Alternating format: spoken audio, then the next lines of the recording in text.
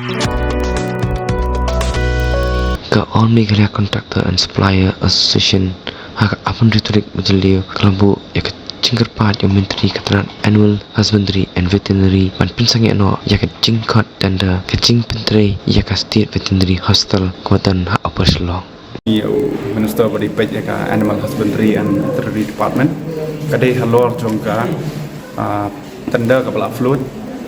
bansna ya ka State Veterinary Hospital hapo operasional akaba ya ketika projek kebakot mbah rupu argrur lakot kawai ke package te nakalian kejongi ni kendu minister tajuk oporung ila wani kendu director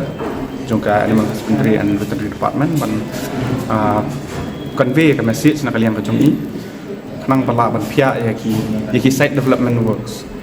ni keren ya ke building dari keren ki site development works nomor ba kat pun kejongi jing tip jongi kalong khatsan krur kadai building ka cost of building then ta lipo around 30 crores kita ki medical equipments lab equipments kita po po building but kat new crore pat ka site development works pat ka include ro ya ka staff quarter te nakalian ka jongi ya kendo yu yang ba pin pensangnya suai kan kita but pin pak mau pan pihak swak nang ba kiwi kontraktor ki register lang pihak po department tu kini ayo ni sementara te nakalian ka jong minister ta yang ba karai baru usap tanda komiti kalau ke bos ngulingo first time ni usmo kata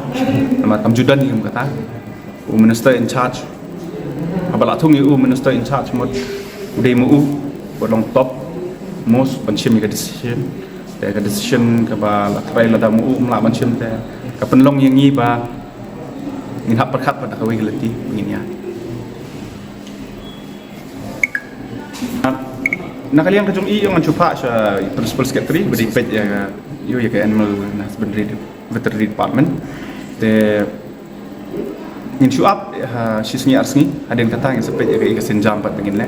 namar hadu mentah ngisutu bakam dan ke assurance but kan umlok gitu dan ngi hapsim nak tahu gelati